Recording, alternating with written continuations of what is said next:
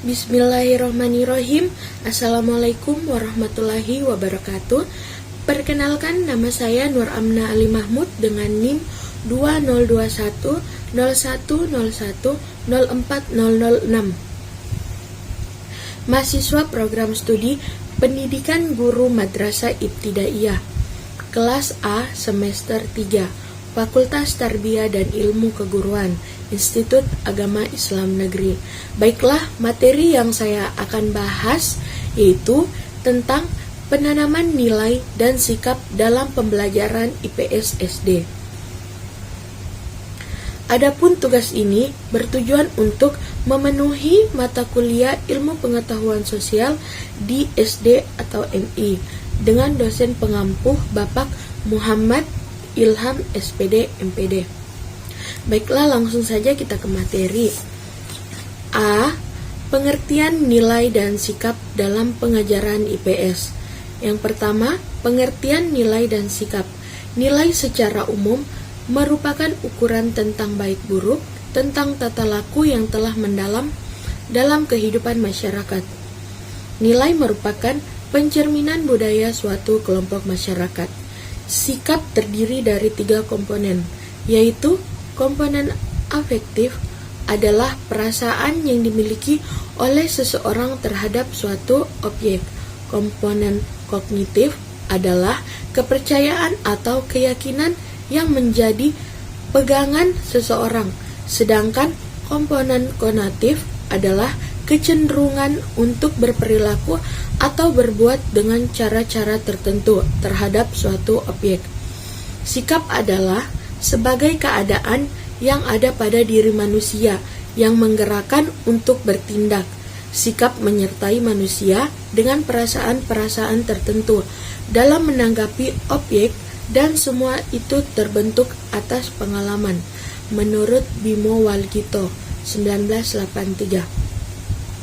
Dengan demikian, dapat disimpulkan secara sederhana bahwa penilaian sikap dalam proses pembelajaran di sekolah dapat diartikan upaya sistematis dan sistematik untuk mengukur dan menilai perkembangan siswa sebagai hasil dari proses pembelajaran yang telah dijalaninya. 2.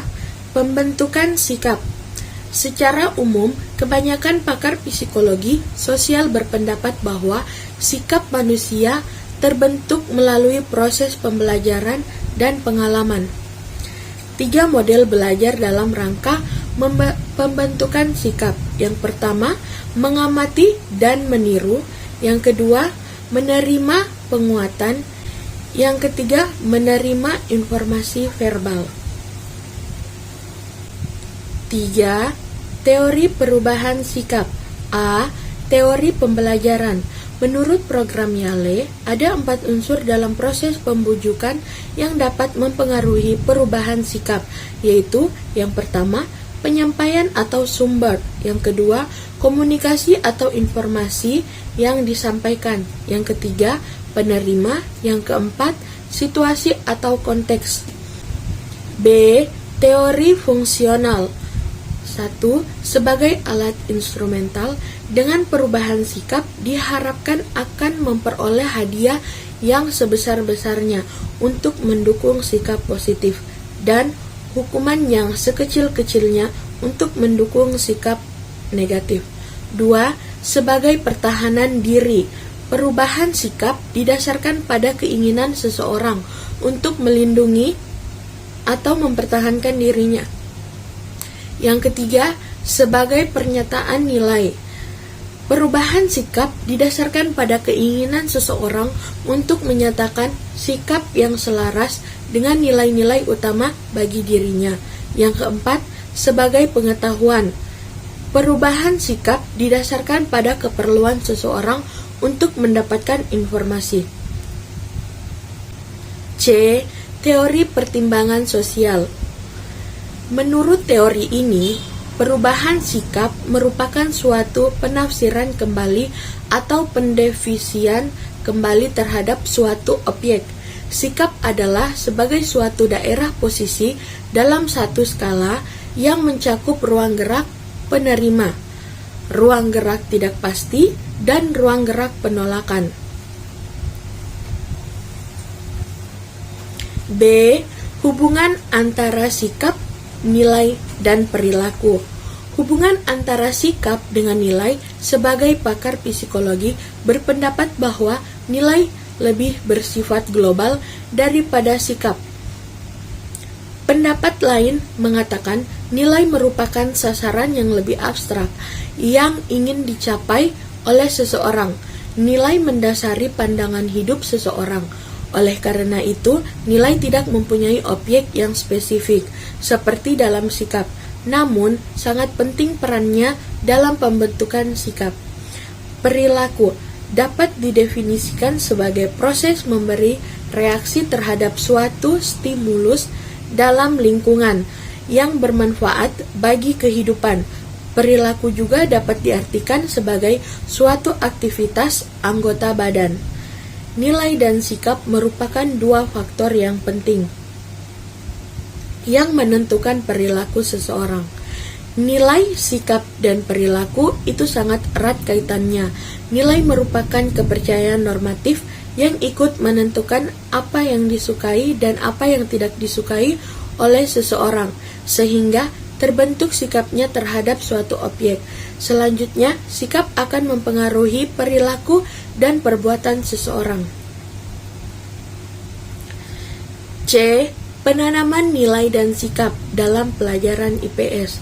Menurut Paul Suparno, SJ, sikap dan tingkah laku yang berlaku umum yang lebih mengembangkan nilai kemanusiaan dan mengembangkan kesatuan sebagai warga masyarakat perlu mendapatkan tekanan.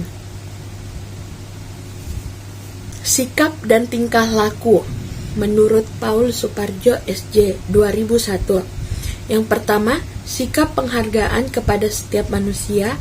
Yang kedua, sikap tenggang rasa, jujur, berlaku adil, suka mengabdi, ramah, setia, sopan, dan tepat janji. Yang ketiga, sikap demokratis dan menghargai gagasan orang lain, serta mau hidup bersama orang lain yang berbeda. Yang keempat, kebebasan dan tanggung jawab. Yang kelima, penghargaan terhadap alam. Yang keenam, penghormatan kepada Sang Pencipta. Yang ketujuh, beberapa sikap pengembangan sebagai pribadi manusia seperti disiplin, bijaksana, cermat, mandiri, percaya diri, semuanya lebih menjunjung penyempurnaan diri pribadi.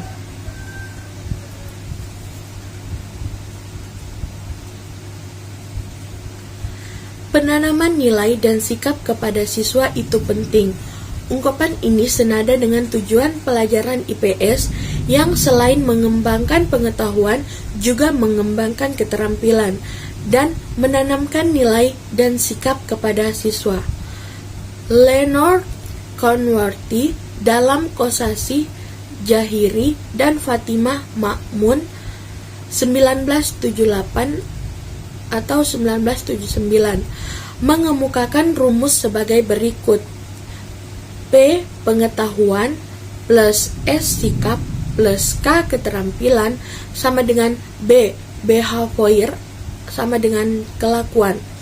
Hal ini menggambarkan bahwa sikap lahir secara bersamaan dan satu sama lain tidak dapat dipisah-pisahkan. Penanaman nilai dan sikap pada pengajaran IPS hendaknya dipersiapkan dan dirancang berkesinambungan dengan penekanan pada setiap tingkat yang berbeda. Semakin tinggi jenjangnya, semakin besar unsur pemahaman dan pertanggungjawabannya. Namun, dalam pembelajaran IPS tidak mungkin dapat memperkenalkan seluruh nilai-nilai kehidupan manusia kepada siswa. Oleh karena itu, nilai-nilai yang akan ditanamkan kepada siswa merupakan nilai-nilai yang pokok dan mendasar bagi kehidupan manusia. Mungkin cukup sekian dari saya, kurang lebihnya mohon dimaafkan. Wabillahi taufiq wal hidayah. Wassalamualaikum warahmatullahi wabarakatuh.